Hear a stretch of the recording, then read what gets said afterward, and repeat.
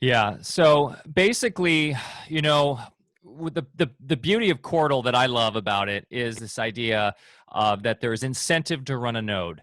And while we talked a little bit about Bitcoin with the mining, incentivization and how that's really become mass kind of become an industry unto itself, the idea, with 2.0, so in the 2.0 revolution, there was this idea of proof of stake, which was trying to solve that issue of proof of work with the centralization, or with the idea that you had of like running a ton of energy and huge mining farms. The idea with proof of stake was it's bringing it back to the individual node by staking coin. The problem with that is that it really tied to the whole greed aspect of ICOs and like buying coin. And then it got centralized because it just meant if you have a lot of coin, you have more weight on the decision. So it really just gave all the power forever to those that have the most coin. Where with Qortal, it's this minting idea, right? So the idea is it's all based on time, how much time you put on the network running the network as a node. Um, and Proving so yourself, I pro- like to say. I like to proving say yourself. you're just proving yourself a legitimate user. You're not someone in there trying to cause problems. You're not someone in there, you're just proving that you're there, that you have a legit copy of the chain that's synced, and that you're online. That's all. And it verifies that every 5 blocks that the people are online. Yeah, yeah. So it's really a much more, democratic idea and very simple too. It's almost just like a BitTorrent idea, right? Where you're just running your node It's and supposed to be that way. That was the idea that Satoshi created. Everybody was supposed to be mining on their own computer. So we took that idea and gave it a way to work without having to need proof of work. yeah. So the way the consensus works as of now is that as everybody's minting, blocks are basically found or signed by, it's kind of a randomization where preference is given to higher levels. So right now we're calling kind of the launch like the Fortress, where the founders are really protecting it from attacks. And someone could see that as like a centralization. But the idea is that centralization is eroding every day as other people are joining and being incentivized to join to get a share of the coin, by minting. And over time, as everybody proves themselves, then it will be more and more distributed And and people are stronger and stronger. thinking about this the wrong way too, right? Think about it more like this. The founders are only there in the beginning to provide more security because they are the ones who sign more blocks, because they're basically the big miners on the network, right? And the only thing that they have more influence in is being the ones who sign the block more often, so that you can be guaranteed that someone trustworthy is signing the blocks when the network is small. Once the network grows and more people level up, the founders' influence in signing blocks diminishes. So you can separate the two things of block reward and block signing, right? So block signing is important for the security of the chain, because if a bad actor is a block signer and he can sign a couple blocks in a row, we've already talked about there's an attack there that can take place, right? So because of that, you need to make sure that the block signer is given importance. And we have separated the block signer from the block reward, and the block reward happens to every mentor, every block, no matter what. So whoever signs it, it doesn't matter. So if you're a legitimate user, you really shouldn't give a shit about who is signing the block.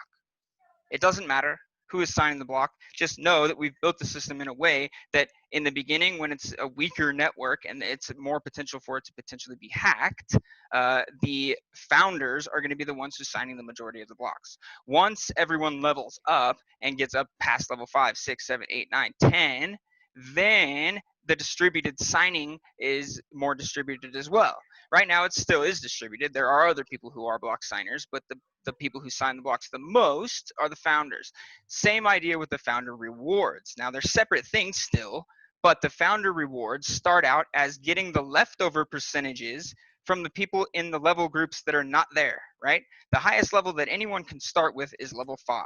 And the reason they would start with that is because they forged on the Quora chain, and we agreed a long time ago that if you forged on the Quora chain, the amount of blocks you've forged will then forge you a level on Qortal, so that you don't get all these forged blocks on Quora that's going to be a chain that's no longer used for nothing, right? So people who have proven themselves on the Quora chain were given a chance to get a pre-level on the Court chain. So they did that, fine. So the highest level right now that exists is level 5, right? So everyone up to level 5 exists. 1, 2, 3, 4, and 5. Anyone above level 5, right now there's no one who's level 6, level 7, level 8, level 9, or level 10, which is the max level. So until there are people in every level tier that gets rewarded, so 1 and 2, 3 and 4, 5 and 6, 7, 8, 9 and 10 are each level tiers that get a reward, a percentage of the chain's reward, until every single one of those tiers is filled up with people. So until someone gets to level 10, the first level 10 or 9, sorry, someone gets to level 9, they hit that highest level tier, then the founders no longer get those extra rewards that were going to them. So the founders rewards start high and diminish out. It's the opposite of Bitcoin in that way. Right. So the founders are getting rewarded for being founders, and the only people who are founders are people whom without those people the chain would not be live. Those are the only people who are founders. So the founders are legitimately the founders of the platform, and because of all the work that they've put in over the last almost 7 years in concepts and so much effort that went into building this thing, they get a little bit more reward in the beginning. Then, as more people fill up the level tiers, their reward goes down, everyone else's reward goes up, and we're hunky dory. We're back to like we have no more influence than anybody else at that point. So once the system gets to a point where it's strong and stable, the founders are no longer as necessary. So they are no longer rewarded as much, and they're no longer given as much priority in signing blocks. So they're just anybody else with the name founder tied to them. In order for this to have value in the real world, we need users. So the founders are motivated to sponsor and bring people in because we need adoption.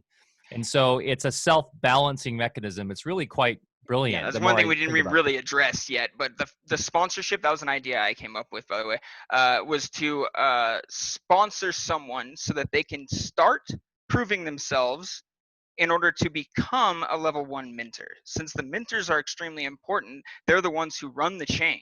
So they're like the core processing nodes. Minters are extremely important.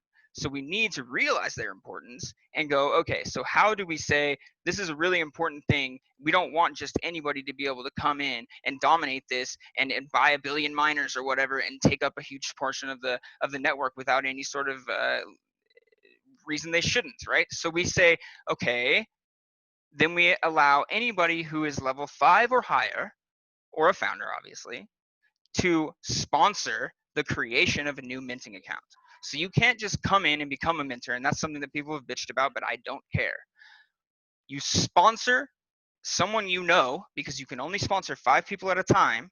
You sponsor someone that you really know, that you're like sitting next to at your house, sponsor them, and that's how the base level of this network will be created. Once it gets large enough where there's a billion different level 5 people and there's so many sponsorships going on, whatever, it doesn't matter at that point. But right now, it's important and imperative that we build a very strong foundation, because everything needs a strong foundation. So that's what the whole point of phase 1 of the launch is to plant the seed in people's minds, get their ideas flowing with what this network can be, and to literally grow the network itself, and to make each minter be a real person, a person that's known by someone, who was sponsored by someone to create that opportunity for them to be a processor on the network and earn from that. So it's imperative that we only sponsor people that we trust, we only sponsor people that we know, and we don't just willy-nilly sponsor anybody. And so I will never ever budge on my thoughts on that. Like, people have gotten on my case about it, oh, not just anybody can get in. No, not just any bot can get in. Not just any dude looking to cause problems can get in. Yeah, you can get in if you have a will to get in.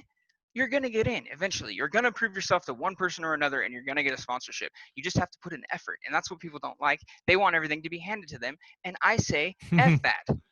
Well, that's the problem with society these days. Well, this is something I've been working on forever with the proof of experience concept that we developed, with Karmaship, is like, how do you get around the whole bots and like, fake, scammers and stuff? It's like proving you're real.